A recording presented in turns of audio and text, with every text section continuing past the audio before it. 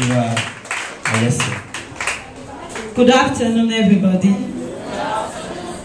I think it's a big opportunity for you guys to have these lectures, because for you who have the opportunity, you will never regret it. This almost afternoon now, I'm here to talk on the topic, the early people of Sierra Leone. There is a question that, were there people living in Sierra Leone before the European came? You know, people sometimes ask short questions because they believe that if there were people living in Sierra Leone, then why did Pedro de Cintria call Sierra Leone Sierra Loa, which means Lion Mountain? Well, I'm here to tell you that there were people living in Sierra Leone before they discovered Sierra Leone. And I'm also going to talk about the political, economical, religious, social, and cultural activities, okay? We will not read bit by bit because of time. I want you to just pay attention. I'll be very brief, okay? Now, there were 4 main tribes that were living in Sierra Leone before the European came. Okay? When they came, these 4 tribes were living along the coast. And these 4 tribes were the Shabo or Bulon people, the Limba people, the Timini people, and the Mendi people. Today we can see that these 4 tribes are the major tribes in Sierra Leone, isn't it? Yes. They are the 4 major tribes. If you want to organize a cultural show and they want to organize a song, they will say let it be either in Mendi, Timini, Limba, or maybe Creole, isn't it? Yeah. Because these 4 people are the 4 tribes now in Sierra Leone. Now let's take a look at the Shabo or Bulon people. According to my notes, I said they are the oldest people that were living along the coast. They were the first people to have contact with the Europeans. When Pedro de Cintria came and the other people who came to discover Sierra Leone, the Shabo people, they are unique people, you know. They were the first people who had contact with the Europeans. Now let's take a look at their political activities. They normally call their chief Baishabro. Baishabro in Shabo language, it means king.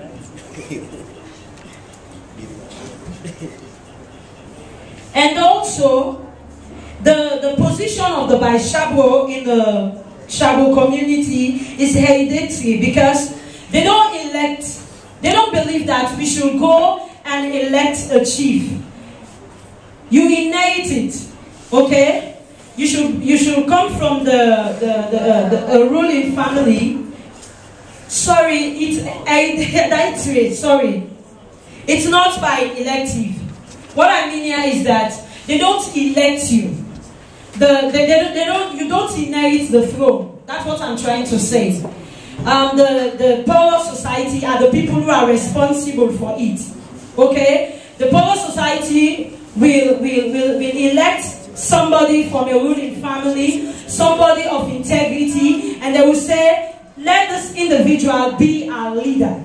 And once they choose that individual as a leader, they are going to make all decisions pertaining the paramount chief. Okay?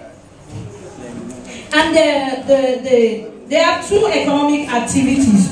1 is fishing and 2 is trading. Remember I told you that the Shabo people, they are living along the coast. If you go to Shenge, you can find them there, pond, they are there. And so because they are surrounded by water, they believe that they should live on fishing. It should be one of their major economic activities. And so normally the men will go on fishing and then the wife will be selling. And so that's why the 2 major activity of the Shabro is fishing and trading. And their religious activity.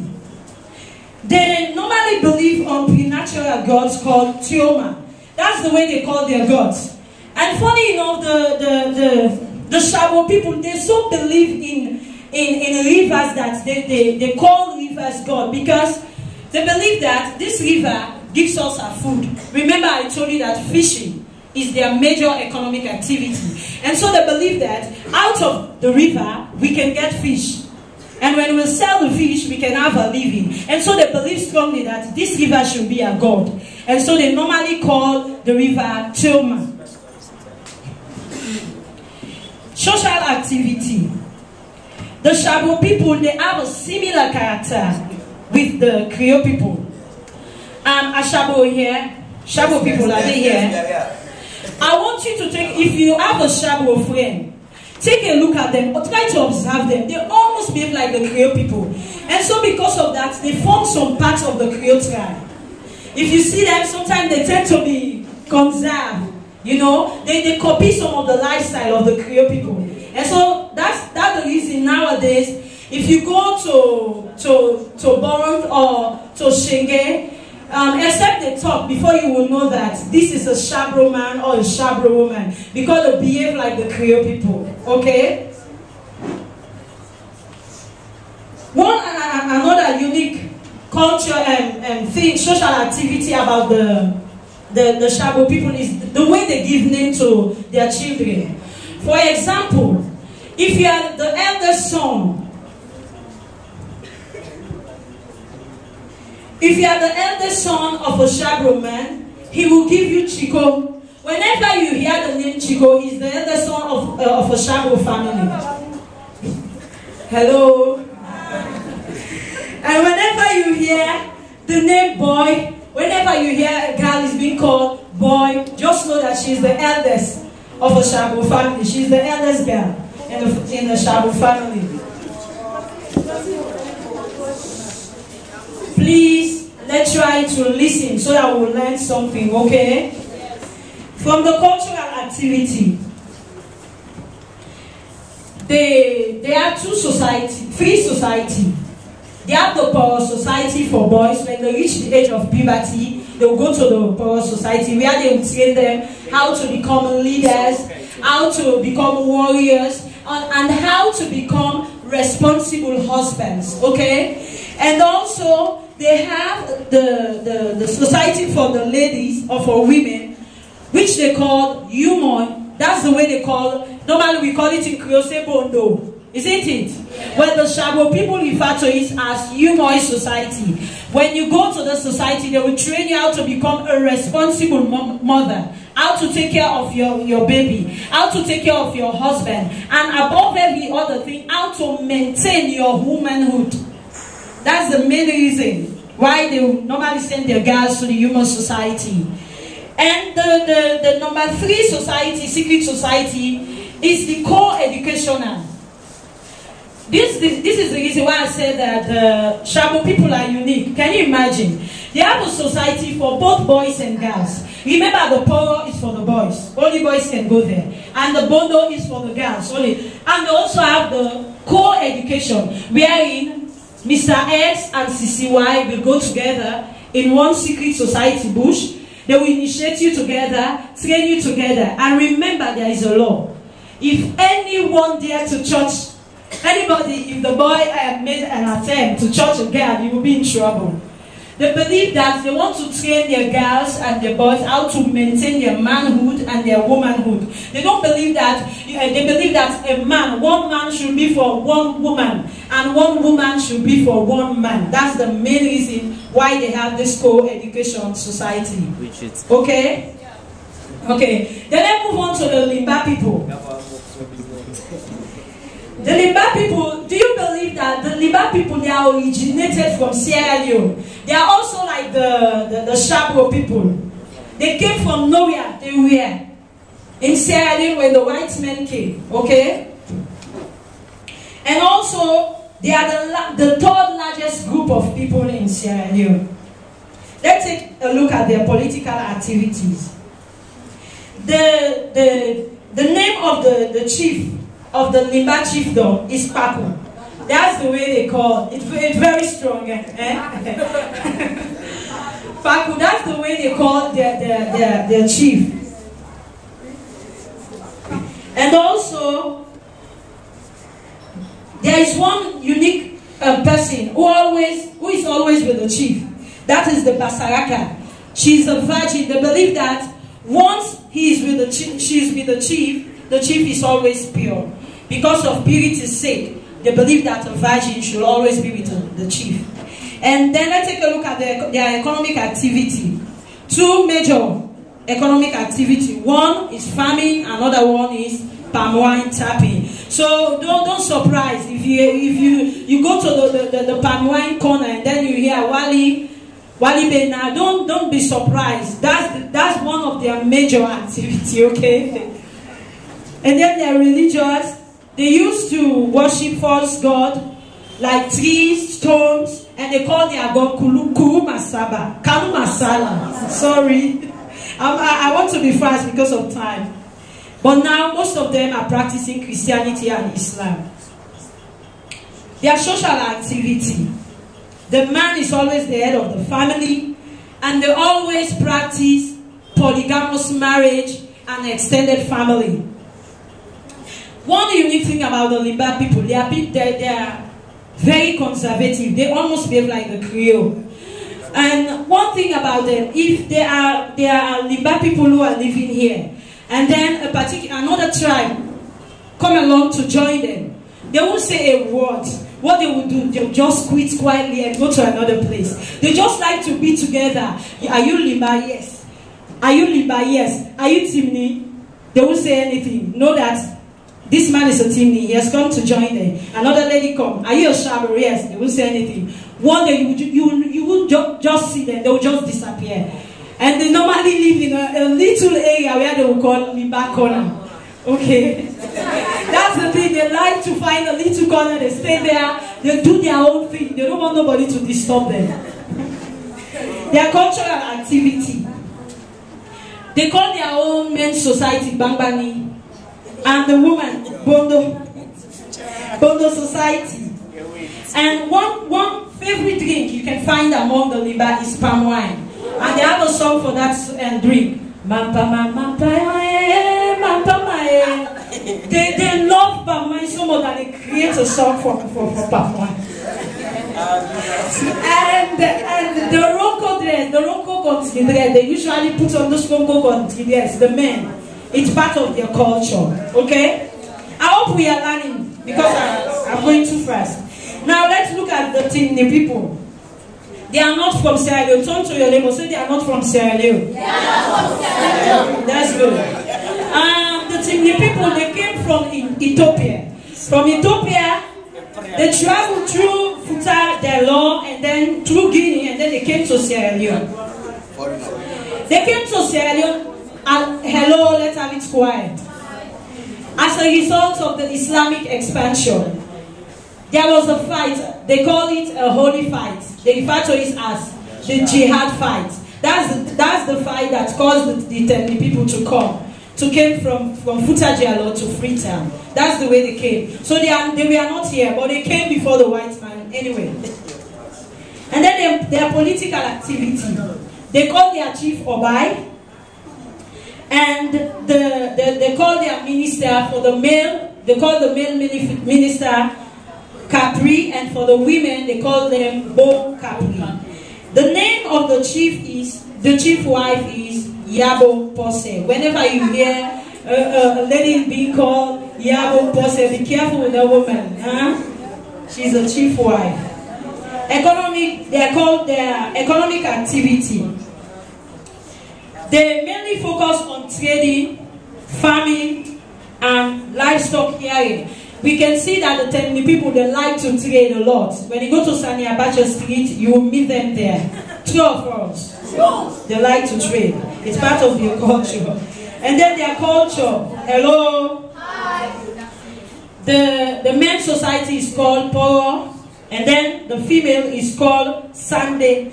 That's the way they call their own secret society.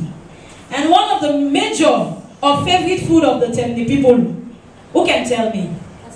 Cassava bread and fried fish. Their social activity. the people, they like to practice extended family and polygamous marriage. And for religion, they worship, they worship trees, mountains, hills, stones before civilization. But now, majority of them are Muslims. Then lastly, the Mehdi. They were not part of us also. They came. They came from Malika Empire in Mali. These people are from Mali. And you see the uniqueness of women. They came through the help of a woman called Queen Mama Sariko. She helped them to come to Sierra Leone. She's a woman who liked to fight.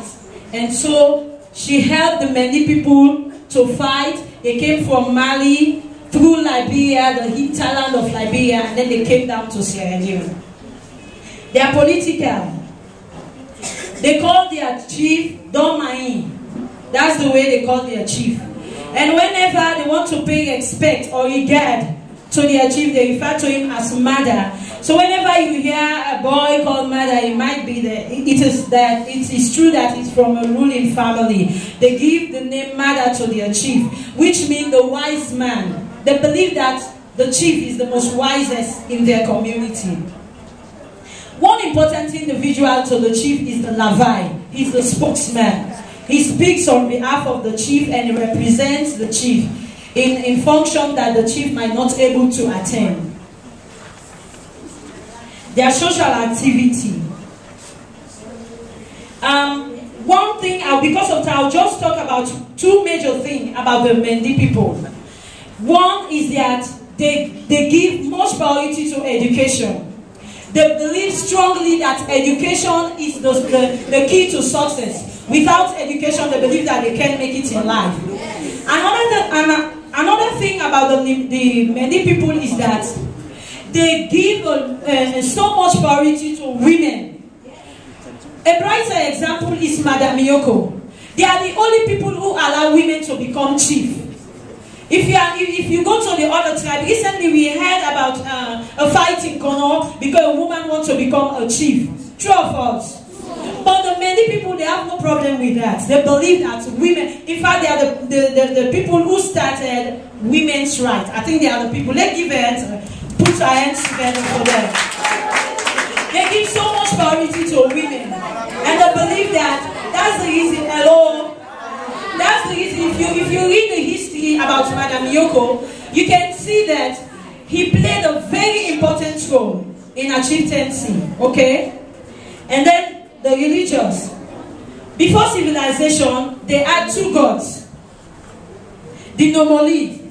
They had the Nomoli for fertility, which they use for good harvest or birth bearing. If you want to have a baby, you can take the female Nomoli. You are a woman, you can carry the female Nomoli on your back, and then you'll be singing like a mother. For example, I don't know how to sing it in Mehdi. Bayo, bayo, baby. They believe that if you continue to do that, you will conceive. And if you want to have good harvest during farming, you should put the Nomoli on your farm. Then every morning, you will go and feed the Nomoli. At the end of the day, you will have good harvest. And then the second Nomoli is the one they use for spiritual purposes. I mean, when you go to the National Museum, you will see these two types of Nomoli. And it is common. The one they use for Bondo Devil is a female Nomoli. And Gongoli is a male Nomoli. He's very ugly.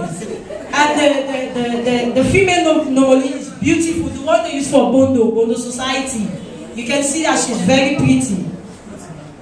And their economic activity. Some of them are engaged in farming, some of them are engaged in trading, and some parts of Mendeland, you can find out that they are engaged in mining, okay? Lastly, their cultural activities. One popular food among the Mehdi is the Sakitomo. Just as the Liba people value palm wine, they produce a song for palm wine, so the Mehdi did. They had a song, Sakitomo, They love Sakitomo so much. And this Sakitomo, we call it in Rio cassava leaf. The name of the men's society is Wunde, and for the female society is they call the Sani, and you can see the woven country cloth. Always with the men, okay? One particular aspect I want you to take note about is the cultural activity. We should be proud of our culture, try to maintain our culture, and always try to display it. Thank you very much for letting me in.